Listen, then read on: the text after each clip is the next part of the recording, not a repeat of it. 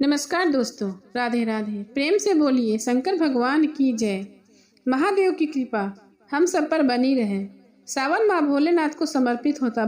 सावन माह की अमावस्या पर भगवान शंकर की विधि विधान से पूजा अर्चना की जाती है।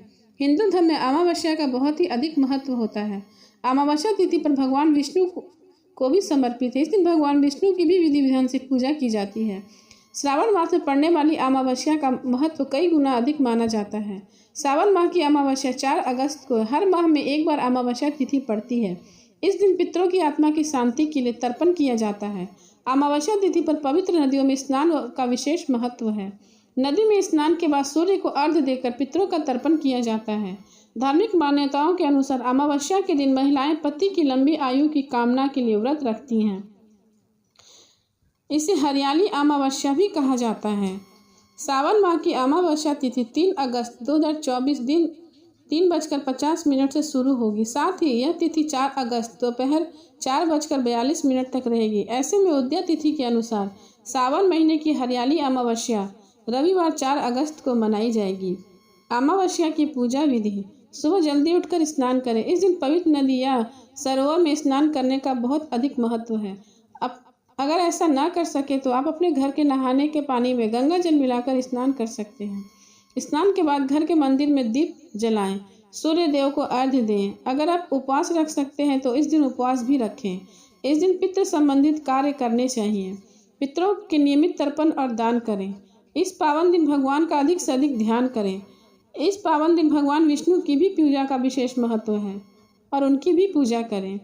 इस दिन विधि विधान से भगवान शंकर की पूजा अर्चना भी करें। अब सुने अमावस्या की कथा। एक कथा के अनुसार एक नगर में बड़ा प्रतापी राजा रहता था। उनका एक बेटा था जिसका विवाह हो चुका था। एक दिन राजा की बहू ने चोरी से मिठाई खा ली और नाम चूहों को लगा दिया, जिसकी वजह से चूहा बहुत गुस्सा हो गया और मन ही मन ठान लिया कि वह चोर को राजा के सामने लेकर आएगा। एक दिन राजा के यहाँ कुछ मेहमान आए। सभी मेहमान राजा के कमरे में सोए हुए थे।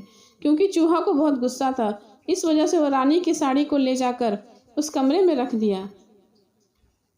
जब सुबह में मेहमानों की आंखें खुली तो उसने रानी का कपड़ा देखा। वह यह देखकर हैरान रह गए। जब राजा को इस बात का पता चला तो उसने बहू को महल से निकाल दिया। महल से निकलने के बाद रानी रोज शाम में दिया जलाती और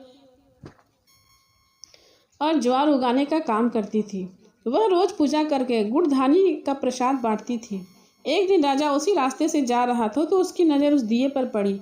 जब वो राजमहल लौटा तब उसने अपने सैनिकों से जंगल में जाकर उस चमत्कारी चीज के बारे में पता लगाने को कहा। राजा की आज्ञा पाकर सैनिक जंगल की तरफ निकल पड़े। जब वो पीपल के पेड़ के नीचे पहुंचे तो उन्होंने देखा कि दिया आपस में बात कर रही हैं।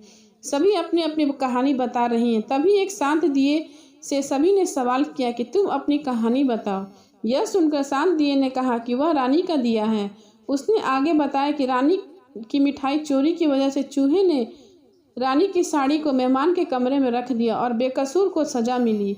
सैनिक ने दिए की बातें सुन ली और राजा को जाकर यह सब बताया। राजा को जब इस बात का पता चला तो उसने रानी को वापस महल में बुलाया और उसे माफ़ कर दिया। महल में रानी वापस आने के बाद खुशी खुशी रहने लगी।